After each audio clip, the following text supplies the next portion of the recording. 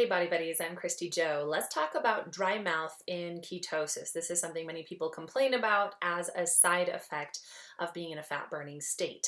But first and foremost, what is ketosis? It is a strategy of eating that no isn't for everyone, but it is a fantastic utility for many people to get in better health, to reverse many illnesses and diseases, and to lose body fat. So you're shifting from a sugar burning state into a fat burning state. When your body gets used to burning dietary fat, then it can more easily burn stored body fat. And so provided we're in a caloric deficit, we're going to have lots more stable blood sugar, and you will find this is a much easier way to stick to your goals, particularly because you're feeling really good, high energy, you're feeling more brain function, and some people just do better when they say no carbs. It's off the table, and so you find your choices get much better. So why would you get dry mouth? Well, amylase is an enzyme that helps your body start to pull the glucose into the body for use for energy when you're eating carbohydrates or sugars. And that happens the instant that some carbs touch your tongue. Well, when you don't have many carbs coming in the body at all, usually between 20 and 40 non-impact carbs, and then we can add vegetables to that. That's the way healthy power food lifestyle keto is done. Then your body will not be producing as much of the enzyme, and so that salivary sensation will not be present. Now, it's kind of cliche to say, but one of the most important things to make sure you're doing is drinking enough water. Because you don't have a lot of glucose coming in the body, water follows glucose, and so your body's not needing that much water, so your thirst mechanism may be lower. And so just still make sure you are hydrating well. Basic recommendation is 60 to 70 ounces of water per day. I personally in keto need a little bit more because I'm very, very active. Anywhere from 90 to water per day feels really good for me. Make sure you are putting sea salt, a little pinch in each of those cups of water or a bottle of water, or you can use my favorite, which is Mineral Resources Elite Electrolyte Replacement. Now, another reason for this is because when you are limiting those carbohydrates coming in the body, your body has been breaking down the stored carbohydrates and glucose in the liver and the muscle sites. Insulin levels come down, and so your body's going to release a lot of the water stores that was needed to hold glycogen, the stored form of glucose or sugar. And so if we're not needing that, then flush the water. And you may notice, especially in that first week of going into a ketogenic strategy, that you are urinating quite frequently.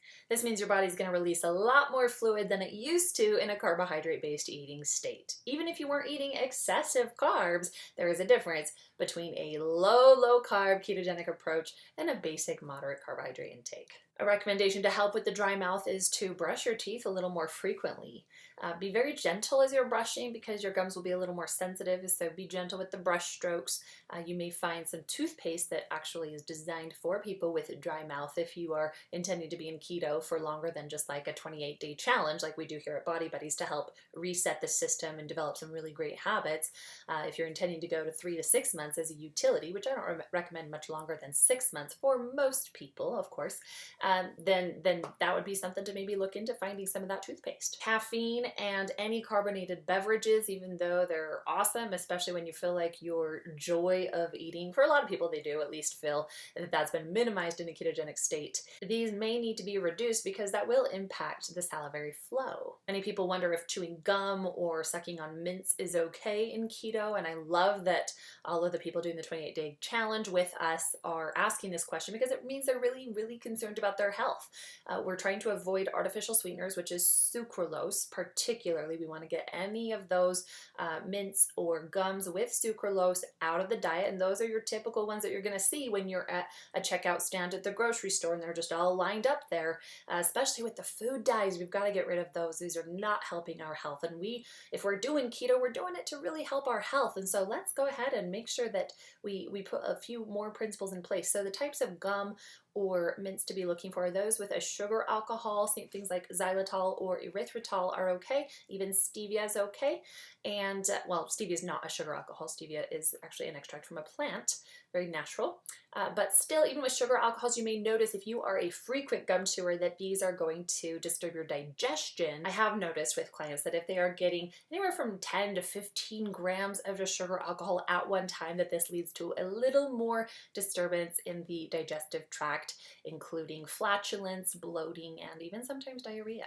So these are some tips to help you, but at the end of the day, you're not really going to get out of it because this is a sign that your body's in a different state. And so knowing the science of what's happening can also help alleviate any concerns or fears. It's not unhealthy. It just means you need to be more alert about hydrating your body, since the natural mechanism of amylase, that enzyme, isn't going to be calling upon water needs, and the thirst mechanism will be lower due to more steady insulin levels. And so just make sure you're hydrating well and use some of these tips, the gum, the mints, brush your teeth more frequently, and just be excited because you're in keto and you're going to be losing the body fat, feeling better, feeding that brain, helping reverse type 2 diabetes or even any other condition. There's so much out there that is just powerful, and I can't wait for you to discover it. And at the very minimum, what an amazing reset for looking at our standard American diet and recognizing the amount of sugars and carbohydrates out there and getting a little more practical and intentional with your food choices, getting back to the basics,